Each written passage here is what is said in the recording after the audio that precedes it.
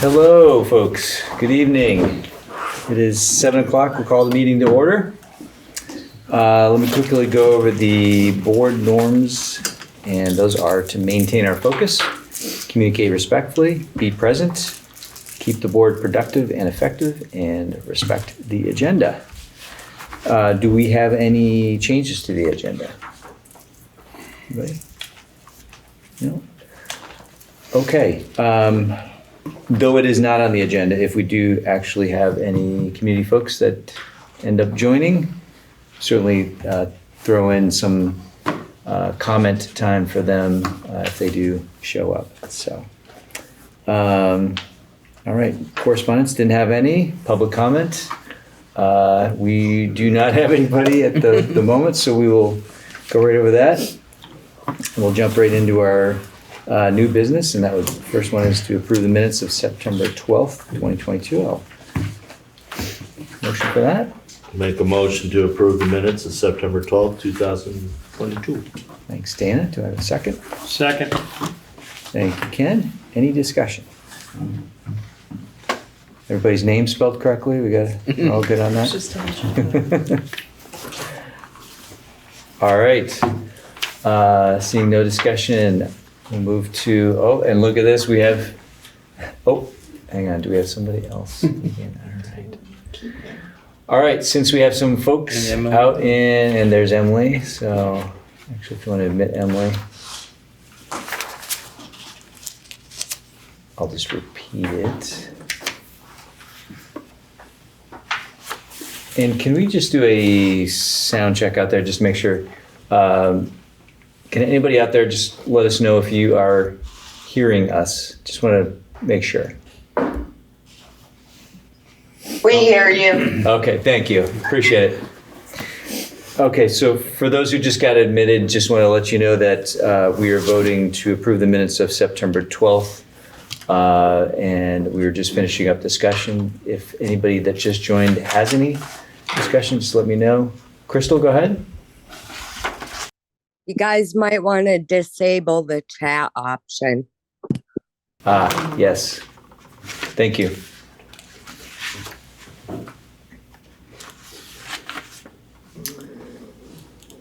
I think it's in the settings of the meeting. Yeah, I think so too.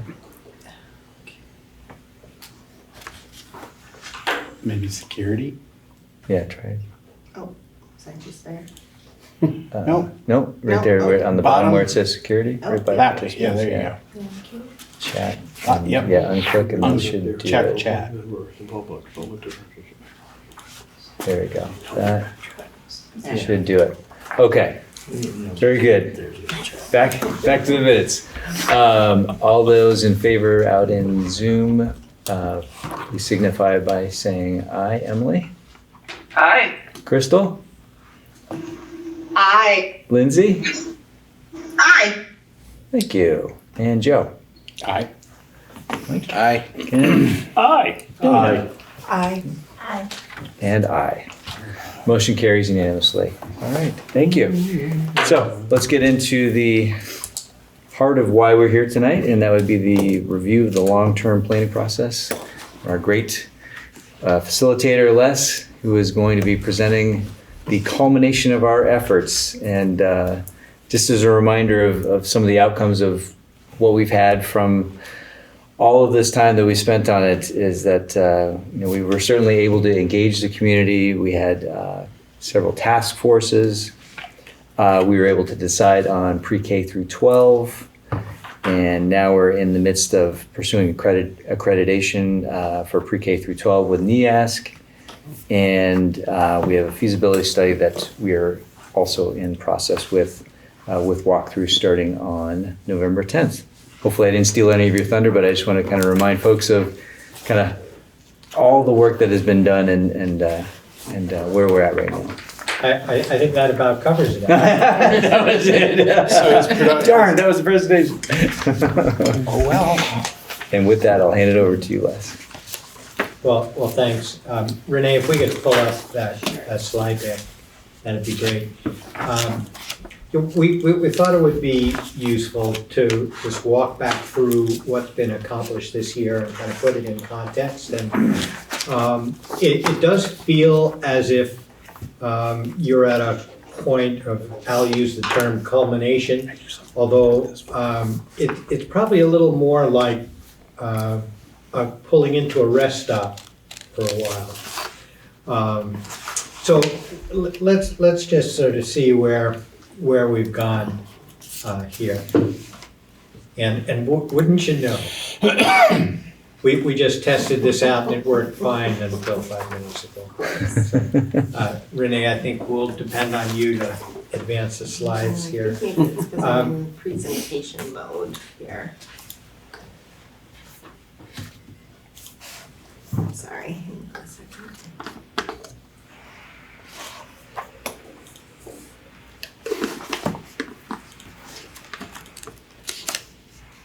So maybe if you go into presentation mode and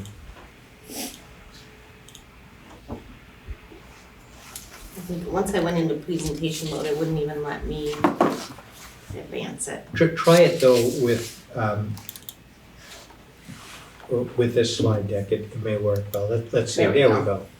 So just as a reminder, not that many of you would really need this, but you know, this work has been going on for a long time here. You know, when Act 46 was passed, you had an exploratory committees in advance of that, and you made the decision to form the district, and you know, that was a significant change for all of your communities. A couple of years into that process, the administrative team pulled together a proposal for you around consolidating into one campus and sort of one district, and gave you several different options to pursue. At that point, the decision that you took was to move the 6th grade over here to LNG, but you kind of put the other recommendations on hold for a bit. And then the next step in this was the formation of the future planning subcommittee, which examined all the various options and possibilities and put a number of proposals on the table for you in 2021. You made the decision in December of that year not to pursue those recommendations at that time, but to take on this work as a full committee for this year. And so the long-term planning committee was, the long-term planning process was formed, and we began work back in February to recap what was on the table and to add any new information to that and explore some new avenues for engaging the community and getting more input and feedback. So most of what I'll talk about here is really what's happened between February and now. But I do just want to make it clear that the work that you've been able to accomplish this year really rests on the shoulders of all the folks who did the work before this year. That there is not as if there's a great deal of new information that came into the conversation this year. But some of it had been buried in various places and was elevated, and you know, you've added to it, and I think disseminated that information a little bit more widely to your community. And you came to a point that feels like, for the moment, you're done. But as I said, and as you know, you're not done. You're sort of pausing and collecting some additional information so that you can take that next step. So let's just kind of walk back through what we did. The first step in in this phase of the process was in kind of framing the scope of what this work was going to involve. And we spent some time together in our first meeting identifying values and responding to the question, why do you live and work in this community? What's important to you here? And I would suggest to you that the responses that came from that, and some of which we'll look at in a minute, are going to be really useful to think about when you are thinking about core values. You know, we often restate the core values at the beginning of meetings. They're posted up on the wall. But the kinds of things that you have, they are sometimes overlap and sometimes differ a little bit from the way you and the community expressed that when we looked at that earlier. So I would just encourage you to be thinking about that and kind of coming back to some of that.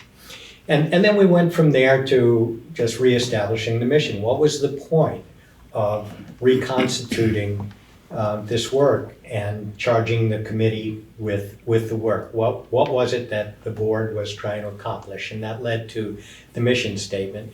And then part of that, an important part of it, was then how do you engage the community in understanding the underlying issues and getting their input and feedback and having the kind of exchange with your community that is going to lead to the support that you need to make some of the decisions to move ahead.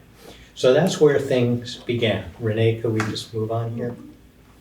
So coming back to the core values, why do we live and work in this community? Here's some of the things that folks said. And you can see that there's a real affection for the lifestyle that folks lead here, the scale of living in small towns and being part of a community and as a place to raise your children, and the fact that you're here within a community of people that care about one another and help one another and are going to take it on themselves to do the work that needs to be done. That's what you folks are doing as members of this board. That's what school boards do across the country. And that's what all of your town boards do. So, there's something really unique and special to small town life. And as difficult as times may be right now, as challenging as times may be for small towns throughout the state of Vermont and across the country, there are some very unique and special aspects of living and working and raising families in communities like yours. And people value those and they articulate those and they care about them. So, this is sort of the place to revisit. If you're on track, if you ever start to wonder, are we on track in what we're doing here? Come back here and say, are we serving these values? And if you are, then you're kind of in the right place. So the next step was crafting the mission statement, and that essentially identified three goals for the work: providing students with an equitable, high-quality educational experience, being fiscally responsible, and preserving core values. And with that, you made the commitment to engage stakeholders and build towards consensus. As you've discovered, consensus is not always easy to achieve. There are competing interests, and I think a lot of those surfaced during this process. And you took all of the arguments and concerns seriously and responded to them well and took action, sort of knowing what the full range of opinion within the community was. That part of the work was really aided by some folks who stepped up within your community. Suzanne Paul, who manages the website, who has been publishing the newsletter, has really done a wonderful job of making all of the information available to everyone, and it's a lot of what is on the website has been there for a while, but some of the more pertinent items are a little more available and evident and accessible to folks. And there have been mailings, there have been community forums. You had two members of your community, Fiona Chevalier and Luella Stratner, who stepped forward and organized a couple of different community sessions and facilitated those sessions, and you brought more voices into the conversation. Suzanne and Luella and Fiona kind of collaborated together to set up some online forums so that folks who weren't able to attend could express their views and raise questions and provide suggestions. And we've discussed a number of times both the advantages and the limitations of those kinds of social media forums. But I think if you step back and look at that, you'll realize that there were opportunities for folks to participate there who would not likely have participated otherwise. And it did give you a window into a pretty full range of views and opinions throughout your community, and prodded a lot of the thinking of the folks on the board and administration. So I think you kind of owe a debt of thanks to those folks for what they stepped forward to do, and that work is going to be important again as you start getting some new information and get ready to kind of take the next steps in this process. And hopefully you're going to have that kind of support in garnering, getting your community together around that again. I think we can move to the next here. So the first exercise that we did together was the envisioning the future, the Back to the Future protocol, which we did here as a board with community participation. And I would also like to note that the board took a little different approach in how you structured your meetings while we did that, and for the next subsequent meetings, in that you allowed a level of community discussion and participation which is unusual for a board. And it didn't make your work all that easy. You had some pretty late nights here, but it also gave folks a real opportunity to be part of this process, not only to react to it, but to put their ideas out on the table to help shape it going forward. That work on envisioning kind of led to some questions and some suggestions in various categories, and we've gone over them before. I've sort of repeated them here. I think the important part of this are really the initial questions and how they shaped the work that was that followed. So, logically, it's what can the community afford? What's feasible, and how have other communities been able to supplement funds? Are there additional avenues that you could pursue?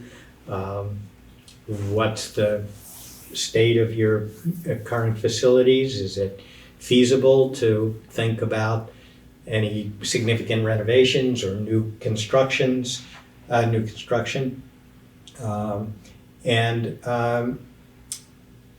given the fact that you have some very different organizations for your elementary school, are there ways to bring more equity across the town so that all kids in all the towns have the same opportunities, the same experiences? And for elementary schools, that if there were different options on the table, what were their advantages and disadvantages? What made sense to do both in the present and building towards the future. For the secondary school, is the secondary school, is it Leland Gray serving all of its students well? How does it compare to other schools, to other schools in the region? And how to maintain the schools as a sort of the linchpins of the communities that they tend to be. So all these things kind of surfaced at that time and kind of continued to be discussed as we worked through. So we went from there to gathering some information and putting it together in an accessible form, and that began with looking at enrollment trends and projections, so everybody understood the challenges in front of you, the fiscal data that influences your tax rate and per pupil costs and so on, and we had a presentation around that. The school administration pulled together some information about programming at each of the elementary schools, so you had a sense of what's common across those schools and what's not. We heard the director of operations give an update on facilities and their capital needs and the budget, what work was in process and needed to be done. And at that point, you decided to form an elementary and secondary task force to pull some of this information together and to present back to the board and to the community for their input and feedback. So let's just kind of review a little bit of the data that came through that. And the first piece is the enrollment trends. And this was some information that Bill had shared with us back in May, I believe. And you'll note here that between 2013 and 2022, the ADM, the average daily membership within the district, dropped from 661 to 471 over that 10-year period. That's basically a 30% drop between 2013 and 2022. And then we asked the administration to do some enrollment projections going forward. And what they, I don't know if we can, yeah, thank you. What this looks like now over the next 8 years is that you're going to see a continuing decline in membership. And this is assuming kindergarten enrollment, pre-K and kindergarten enrollment of 27 students that remains constant through the years, which is a conservative projection. But, you know, given that, by the year by FY 29, you're going to be down to under 400 students. So it looks like potentially a drop of another 15% or so from where you are now over the next 8 years or so. So, you know, this is the reality of that you're faced with right now. So the elementary task force was put together, and they were asked to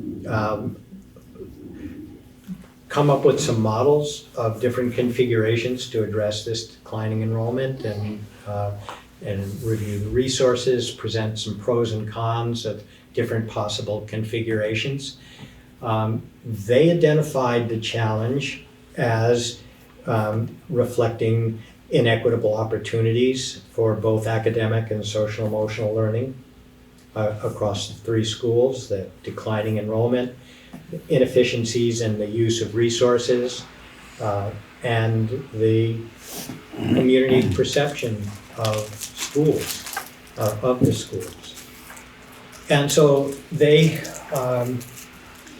put together a report that suggested 3 possible, what we call short-term or interim or configurations, maintaining the status quo with 3 elementary schools, moving to 2 K-5 schools in undesignated locations, or having K-5, a K-2 and 3-5 organization.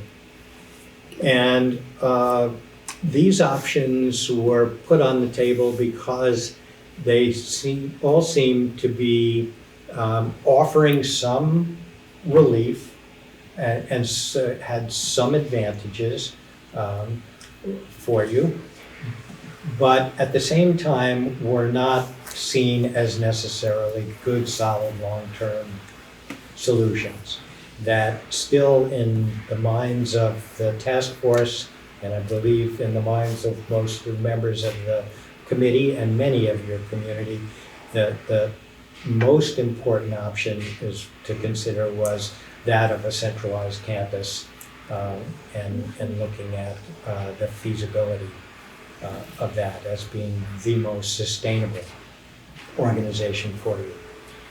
So that was put on the table back in June. At the same time, the secondary task force was formed.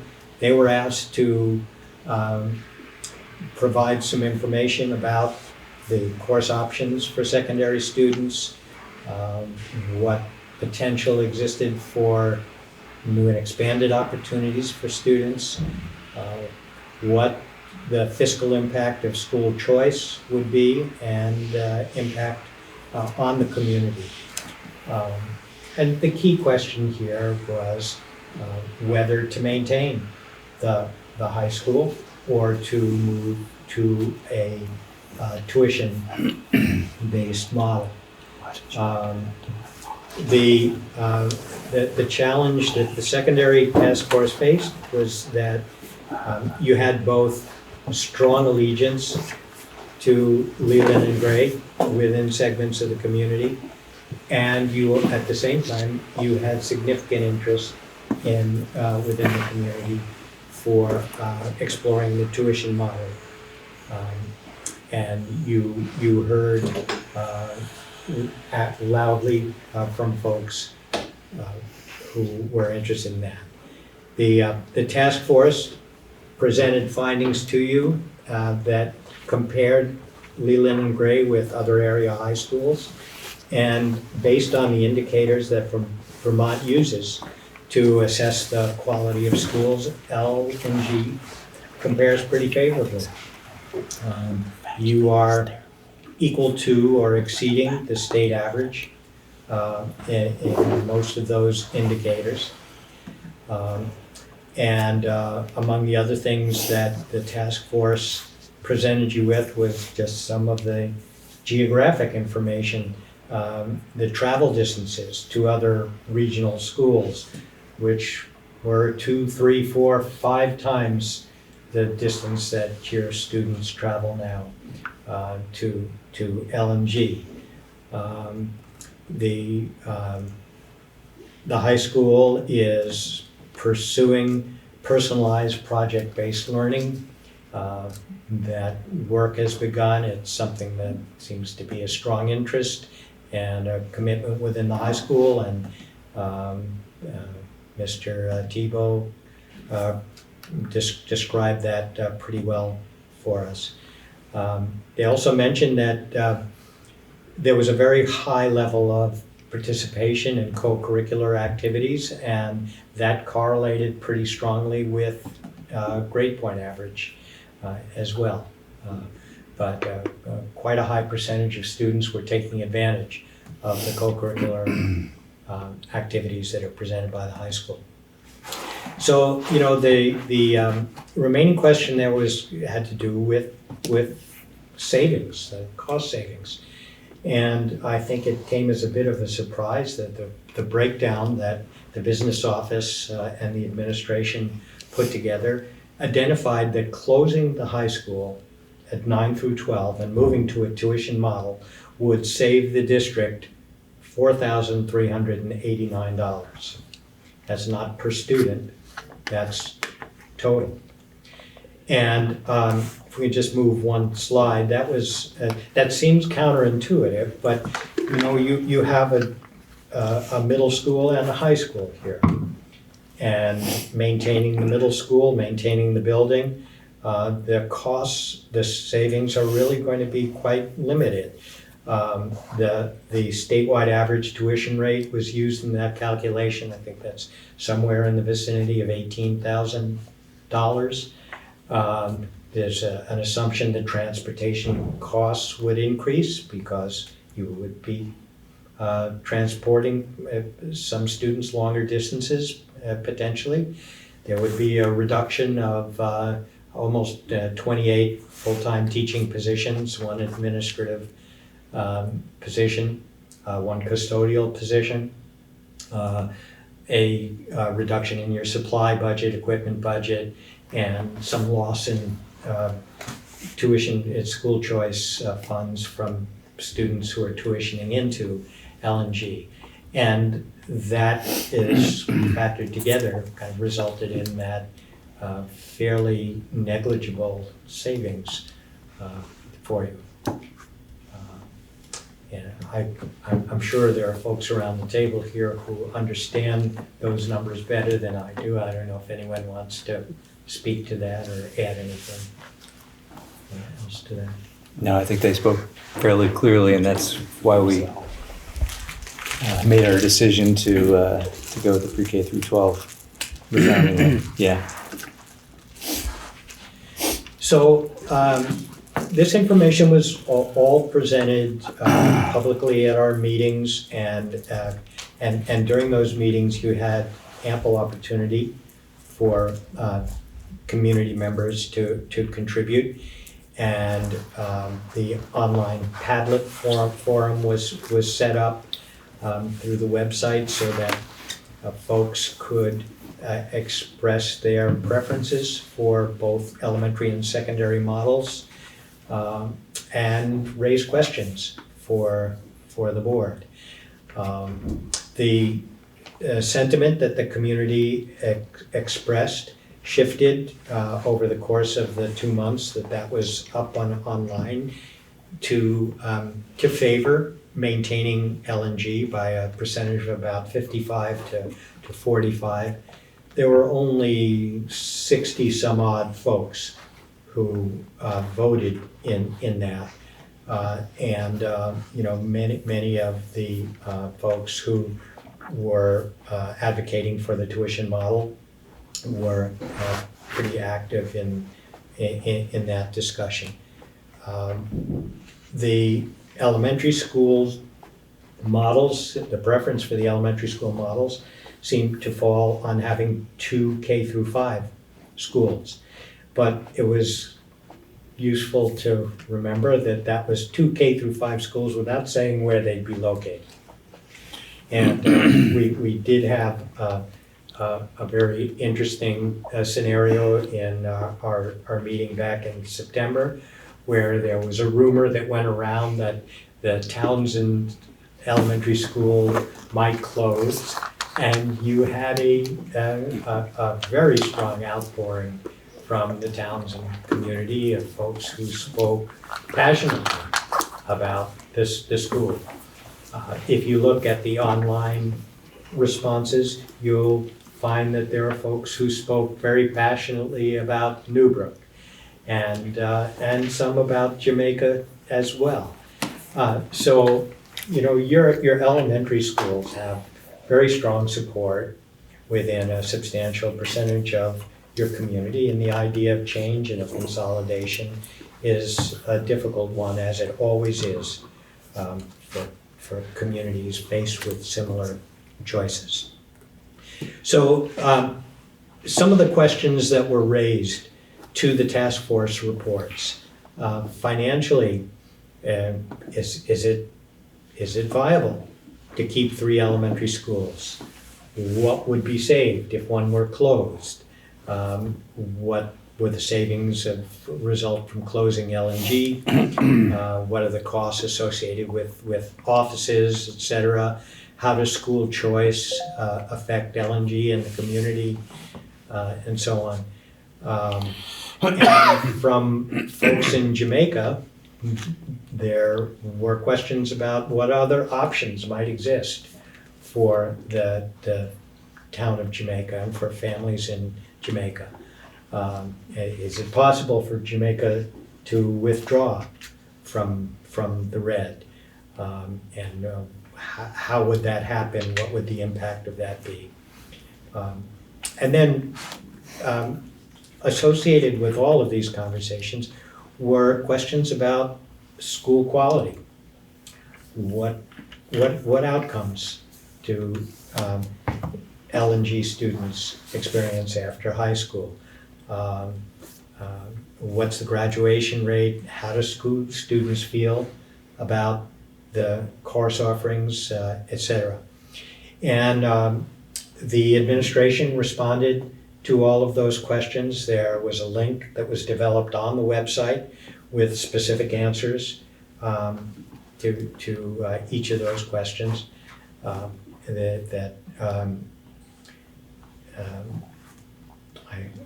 assume that more questions like that are raised, that FAQ page can just continue to be updated, and so on. There are not great savings associated with closing one elementary school. I think the figure was something like $225,000 in savings, which is not negligible, but is not huge either, and that has to be measured against the impact of that on your families. So let's just move on again. So that led to some questions that the board took up in August. The first one was whether or not you were going to remain as a pre-K through 12 district, and you voted unanimously to do that, to maintain LNG as your one approved high school. I should also mention that the whole idea of school choice was really discussed and clarified during this process too. I think there was a big misunderstanding in parts of your community about what school choice means, and the fact that it exists, and there are folks who are taking advantage of it now and can continue to. I think was established in a way that helped members of your community understand that a little bit better. Should you explore the feasibility of a centralized campus? And back in August, you decided yes, you wanted to explore that by soliciting, considering a proposal for feasibility study. And then the question of elementary consolidation. And your response to that was, this wasn't the time for it. We don't really know everything that we need to know. The one campus model seems to offer the most potential for you, but in order to make an informed judgment about that, you need more information than you have. So that's where we were by the beginning of August.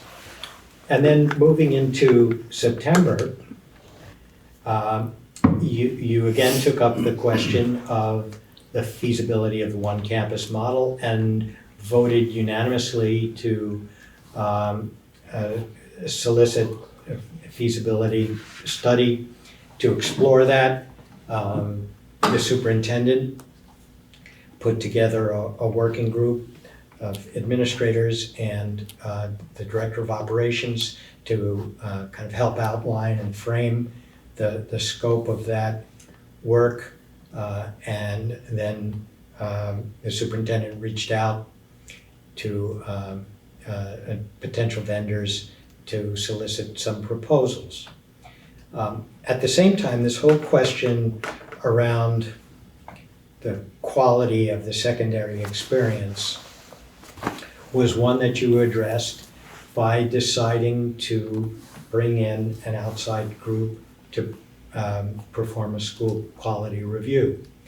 And you approved that unanimously, and you approved that to include all of the schools in the district, not only the high school. And I think that's a really important consideration for you. You know, you've heard a number of concerns about, particularly about academic performance, particularly about academic opportunity in the STEM fields, science, technology, engineering, math. It's going to be really useful for your schools to do a self-examination of that and get some feedback and recommendations about ways that you might be able to enhance those opportunities for your kids. And through that and through investigating that, you discovered or uncovered perhaps the fact that the district schools have not been accredited for a number of years by the New England Association of Schools and Colleges. And most schools do have that accreditation. And so the idea of bringing in that group to help to guide you through a self-study and lead to a reaccreditation of the schools would be helpful to you in sort of pointing the way to some areas where you might be able to grow and improve and strengthen the quality of the schools and also the perception of the schools within your community. So the idea of interim consolidation for elementary schools was tabled at that time until some of this additional data comes back to you. In October, we did not have an LTP meeting. Here, the superintendent did report to your full board meeting the status of the proposals that he had received. So where are we now?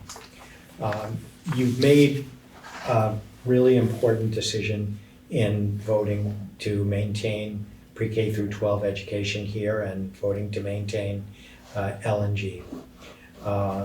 You made an equally important decision to seek this school quality review through NEASC and reaccredit all of your district schools.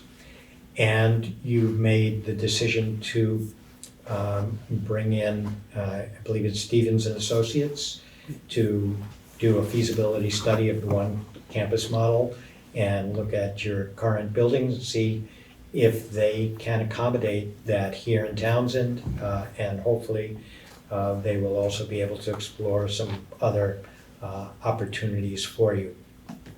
So, that's the pause where you are now. So here, now you need that information. Once that information comes in, it's back to the drawing board. And, whether or not a single campus is possible for you will be a question you'll need to take up going forward. And whatever the answer to that is, the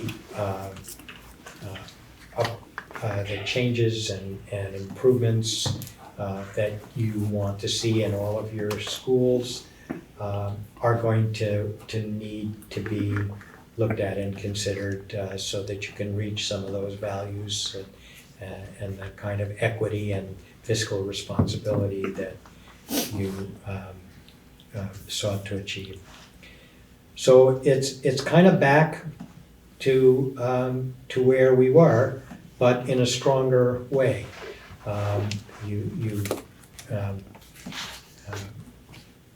Your mission is not complete, but you need a little more than you now have available to you to make that next leg of the journey. I hope that this process has really helped to clarify things for the full board and for your community, so that when you get to that point, you're going to be able to move forward with folks behind you and build the kind of schools that are going to serve your students and families well. Thanks, Les. Whoa, lights out, mic drop. There you go. I don't know if there are any questions or comments? Yeah, let's good, let's see if we do have any questions. Any folks out in Zoom world, any questions? Yeah. Comments? No?